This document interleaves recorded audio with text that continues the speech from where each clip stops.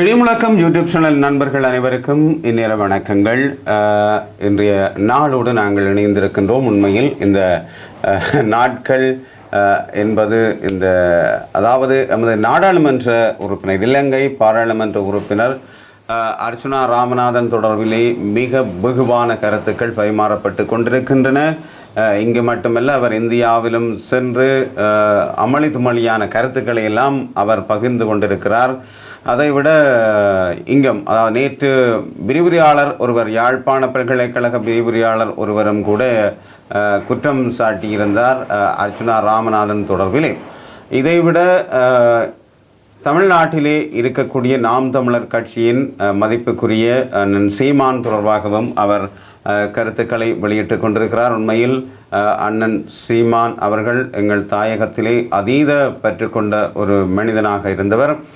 யுத்தம் நடந்து கொண்டிருந்த காலத்திலே தாயகத்திற்கு வந்து சந்திப்புகளை செய்துவிட்டு சென்றவர். அதற்கு பின்னால் பல தியாகங்கள் இருக்கின்றன. அவருக்காக ஒரு பொறுப்பு ஒப்படைக்கப்பட்டதாகவே அது பார்க்கப்படுகிறது.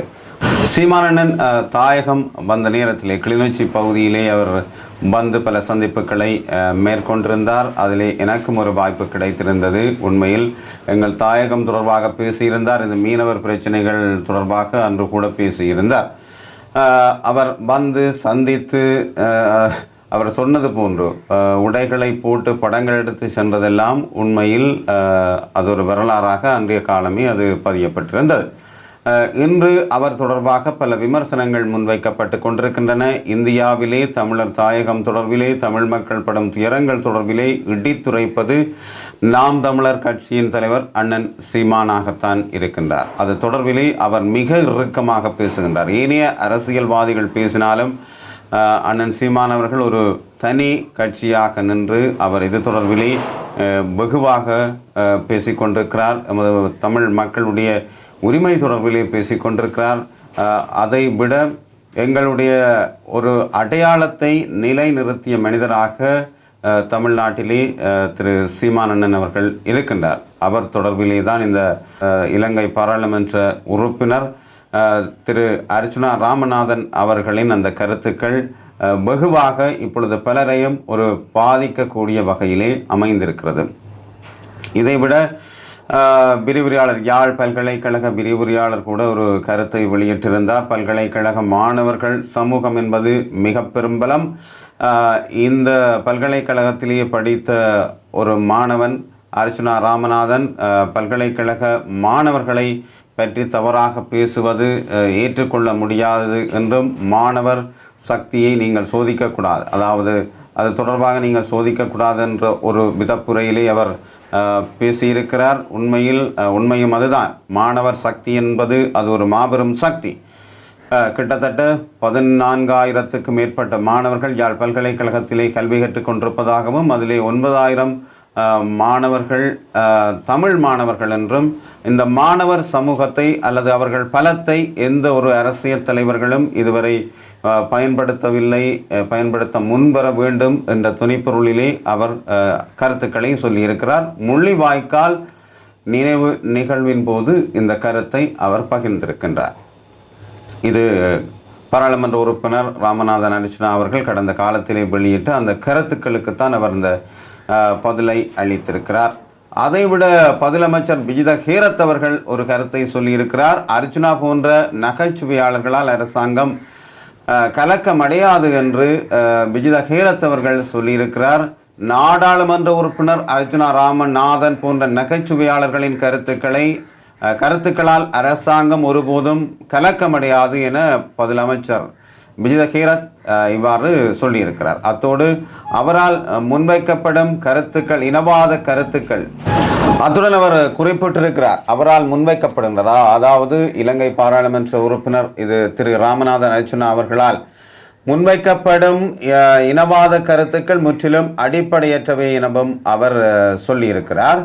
அரசாங்க தகவல் திணைக்களத்தில் அமைச்சரவை முடிவுகளை அறிவிக்கும் வாராந்த ஊடகவியலாளர் மாநாடு 19ஆம் தேதி நேற்று நடைபெற்றிருக்கிறது. அதன் போதே அவர் இந்த கருத்தையும் வெளிப்படுத்தி இருக்கிறார். இதில் கலந்து கொண்டு கருத்து தெரிவித்த அவர் நாடாளுமன்ற உறுப்பினர் ராமநாதன் அர்ச்சுனாவின் நடத்தைகள் தொடர்பில் அனைவருக்கும் நன்கு தெரியும் என்ற ஒரு சொற்பதத்தை பயன்படுத்தி இருக்கிறார். அதாவது ராமநாதன் அர்ச்சுனாவை எந்த கட்டத்தில் வைத்து அவர் இந்த வார்த்தைகளை பயன்படுத்தி இருக்கிறார் என்பது எல்லோருக்கும் தெரியும். அவர் அதான் வெளிப்படுத்தி இருக்கிறார். அவரின் சொற்களை எவரும் கவனத்தில் எடுப்பதில்லை, அவரின் வார்த்தைகளுக்கு எவரும் மரியாதை கொடுப்பது இல்லை என்ற அந்த விடயங்களை அவர் பகிர்ந்திருக்கிறார். அதனால் அவர் சொல்கின்ற அந்த இனவாத கருத்துக்கள் எதுவுமே அடிப்படை அற்றது, அது தொடர்பிலே யாரும் கலக்கமடைய தேவையில்லை என்ற அந்த விடயத்தை அவர் சொல்லியிருக்கிறார். மேலும் ஒரு கருத்தாக நாங்கள் பார்த்தால், பல்கலைக்கழக மாணவன் ஒருவருடைய கருத்து காணப்படுகிறது. அவரும் ஒரு செய்தி பகிர்ந்திருக்கிறார். தங்களை தமிழ் தேசியம் என்று மார்தட்டி கண்டபடி பல்கலைக்கழக மாணவர்களை விமர்சித்து கொண்டு திரிகிறவர்கள் தமிழ் தேசியம் சார் போராட்டங்களிலும் நினைவேந்தல்களிலும் கலந்து கொள்கிறார்களா என்ற ஒரு கேள்வியோடு நமக்கு அது சந்தேகமாக உள்ளது என்று அந்த பல்கலைக்கழக மாணவன் தெரிவித்திருக்கிறார். யாழ்ப்பாண பல்கலைக்கழகத்தில் நடைபெற்ற முள்ளிவாய்க்கால் நினைவேந்தல் நிகழ்வின் போது அவர் இந்த கருத்துக்களை தெரிவித்திருக்கிறார்.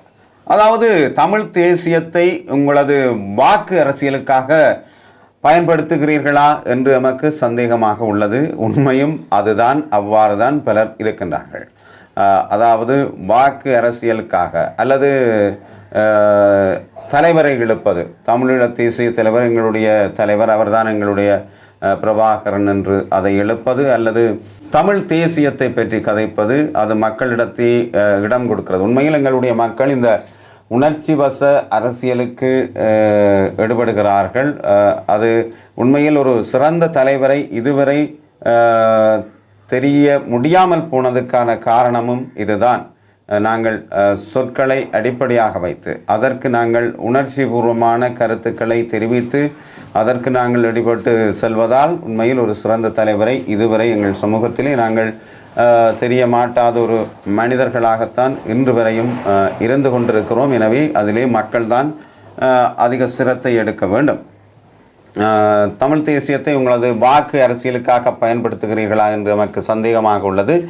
நீங்கள் தமிழ் தேசிய உணர்வாளர் என்றால் தமிழ் மக்களது போராட்டங்கள் நினைவேந்தல்களில் பங்கெடுங்கள், ஆனால் உங்களை அங்கு எல்லாம் காண முடிவதில்லை என்று அவர் அந்த கருத்தை வெளிப்படுத்தி இருக்கிறார்.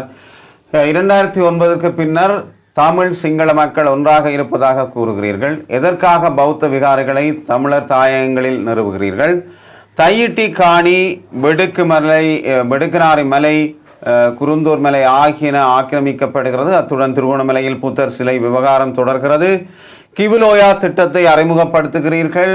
அரசை பயங்கரவாதத்திலிருந்து பாதுகாக்கும் சட்டம் என்ற ஒன்றை அறிமுகப்படுத்துகிறீர்கள்.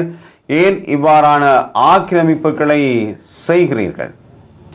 இந்த அரசானது தேர்தல் பிரச்சாரத்தின் போது கூறியது, நாங்கள் ஆட்சிப்பிடம் ஏறினால் 24 மணி நேரத்திற்குள் அரசியல் கைதிகள் அனைவரையும் விடுதலை செய்வதாக.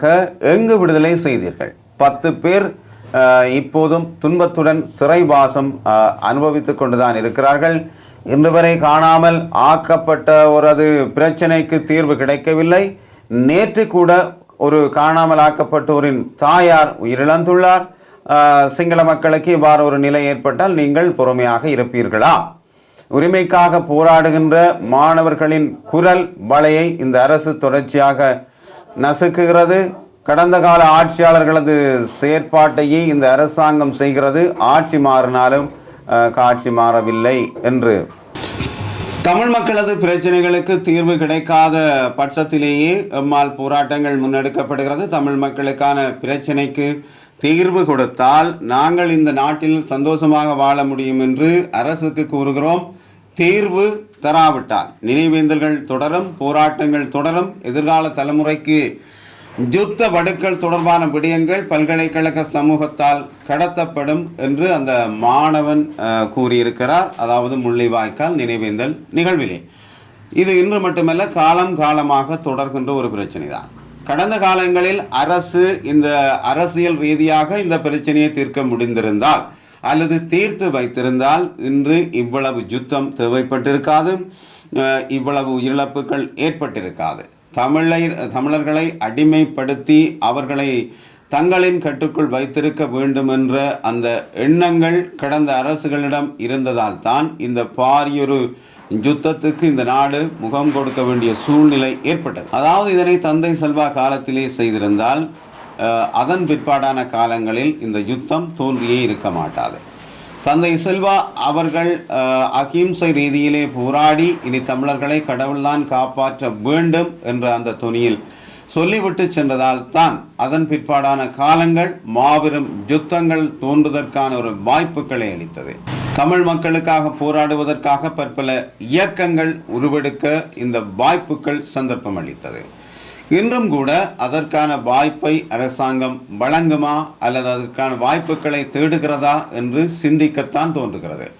இன்று தமிழர்களை நினைவு கூறுவதை அல்லது அந்த நிகழ்வுகளை அடக்க முனைகிறார்களே அன்றி தமிழர்களுக்கான அந்த பிரச்சனைக்கான தீர்வுகளை வழங்கி இந்த ஒரு நாட்டிற்குள் இந்த தமிழர்களும் சுமூகமாக தம்மை தாமே ஆளுகின்ற ஒரு மக்களாக ஆளுகின்ற அந்த நிலைப்பாட்டை இந்த அரசு ஏற்படுத்தும் வரை இந்த நிலைமைகள் தொடரத்தான் போகின்றது. அதற்கான ஒரு பதிலை அரசுதான் வழங்க வேண்டும். இந்த பல்கலைக்கழக மாணவன் கூறியிருக்கும் இந்த விடயத்திற்கான பதிலை அரசு வழங்க வேண்டும். அது எதிர்காலத்திலே உண்மையில் தொடர் சம்பவமாகவே இடம்பெறப்போகுது. உண்மையில் இந்த பல்கலைக்கழக மாணவர்கள் பலர் முள்ளிவாய்க்கால் மண்ணின் நிகழ்விலே அவர்கள் கலந்திருந்தார்கள், அங்கு நினைவு கூறியிருந்தார்கள். அவர்கள் சொல்கின்ற விடயம் உண்மையாகவே ஏற்றுக்கொள்ளக்கூடிய விடயம். தமிழ் தேசியம் என்று சொல்பவர்கள் அந்த நிகழ்வில் ஏன் கலந்து கொள்ளவில்லை, அவர்கள் கலந்து கொள்கின்றார்களா என்று நமக்கு சந்தேகமாக இருக்கிறது என்ற அந்த விடயங்கள் அதை ஏற்றுக்கொள்ள வேண்டும். தமிழ் தேசியம் பேசுகிறவர்களுக்கே அது சார்ந்தது. நன்றி அன்பு சொந்தங்களை, மீண்டும் அடுத்த காணொளியோடு சந்திப்போம். நன்றி, வணக்கம்.